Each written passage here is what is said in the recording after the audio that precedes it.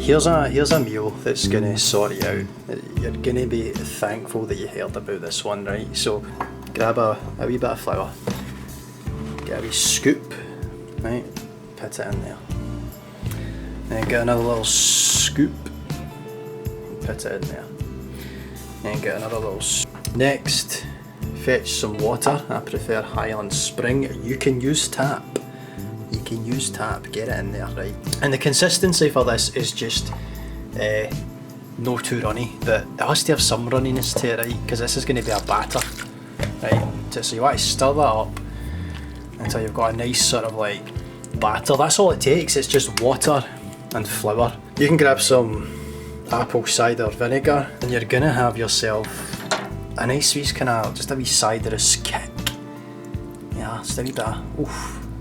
Beautiful. Once you've got this into a nice sort of consistency, now you're talking about spices. Now the best thing I would like advise you to do is just to jump into your spice rack and get everything out that's got a little bit of a kick to it. I'm talking Jamaican jerk, I'm talking cayenne, I know people are going to rip it, cayenne.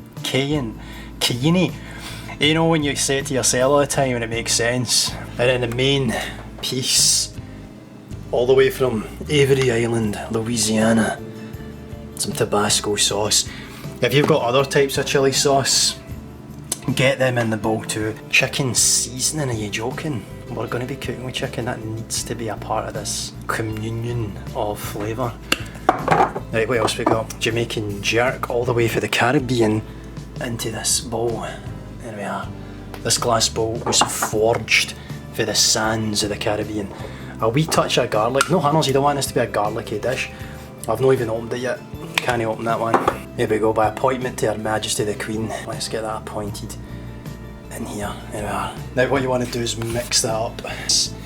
And get your whisk, right? And then just get going. That's you.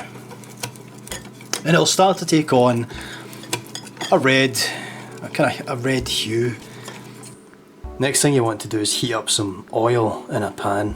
This oil tells a story. This oil's been through this before. You can see the dross for the last batch. It's good, you know. It's got a rich genealogy in frying chicken, but I don't recommend, as I say, I don't recommend using it twice. Use some fresh oil. I'm just doing this because it's environmentally friendly or something like that. So we've got some pre-cooked chicken. This has all been cooked before, it's excess. You've made too much chicken, right, because you haven't been making the gains you've been trying to make, right? But now it's time to eat, it's time to dine, and you're ready to make all kinds of gains. So we're going to take a wee piece of chicken, and we're going to put it in here. Take another wee piece of chicken, I'm going to put it in here. I'm going to take another wee piece of chicken, and then we're going to put it in here. Right, and then you just want to smoosh, right? Just you know how this is done. I don't need to explain myself to you at this juncture, at this fork in the road. You know what's happening, and I know what's happening. Now you want to take your piece of chicken and drop it into the oil. Now you want to be vigilant. You want it to go kind of golden crispy brown, but you don't want it to burn. So I wouldn't recommend overdoing it. Just put a few pieces in the pan at a time. Okay, so as that one fries there, I can see there's some space. So I'll put that in the space at the back there. And we'll see how these cook.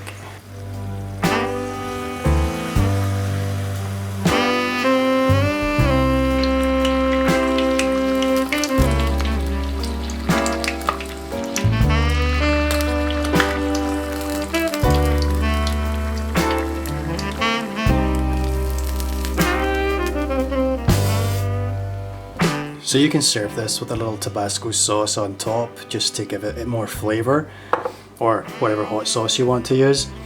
My favourite is this Kansas City style barbecue sauce. These are going to taste fantastic. They might not look like much, but these pack a bite that it'll do things to your mouth, okay? So after that taste test, it tastes good, but I can already tell I was far too conservative with my spices. So I'll put this chicken in here. I'm going to add more spicy paprika. I'm going to add more of the spicy pepper.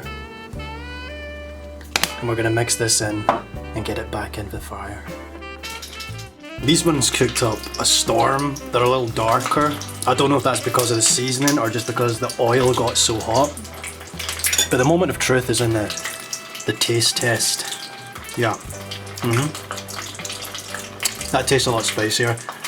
I recommend, instead of using powdered condiments, get in there with a proper bottle of hot sauce. Don't just use the Tabasco sauce.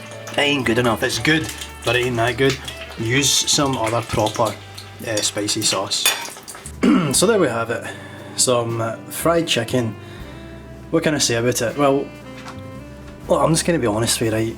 At this juncture, at this point in the video, I'm just going to be honest. This doesn't taste very good. Right? This is not, like, it's not all that. Like, I have to be upfront with that now, because if you follow the instructions of this video and you make this, you're going to be like, alright, I was already kind of thinking, like, what is this guy's deal to begin with? But now that he's actually tried to, like, basically feed me, I don't know what I would call this. Now that he's tried to feed me this, I think I need to call somebody. Now, what I'm trying to say is, like, I'm not saying there isn't a deeper issue. Right? I'm not saying this doesn't evidence a deeper, more profound sort of like dysfunction, right? I'll be the first to admit, right, that this obviously is indicative of deeper, more pressing problems, but here's the thing, right? See, when it comes to cooking, it's about experimentation. If Heston Blumenthal, or whatever his name is, I don't know his name, Heston Blumenthal, you know who I'm talking about when I say it, right? If he can make a leech, if he can make a leech drink blood and then fry up the engorged leech and then try and sell that as a sausage, then and you think, oh, that's interesting, then is that a fly in the nah, there's a wee fly here. If he can do that, then surely I can get away with this. You know what I mean? Surely I can get away with this. So it's water, it's flour. You mix it together, or it's beer and flour, or it's cider and flour. Don't just go all vinegar and flour. Don't do that. And then you add your spices. You dunk the chicken. You cook the chicken. And then see what you end up with. It's kind of like with snowflakes, right? We all know the condition under which snowflakes are produced. It's cold weather and water, right? It's sub-zero temperatures and it's water, and you get a snowflake, right? Right. But they're all different. It's the same with the chicken I've just described here. I've given you the ingredients, right? What your end product will be, that's up to you. That's up to the idiosyncrasies of your personality.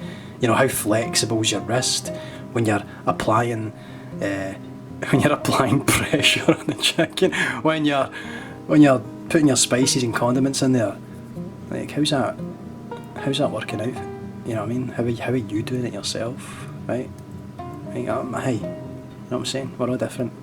Takes all types. Anyways, that's chicken.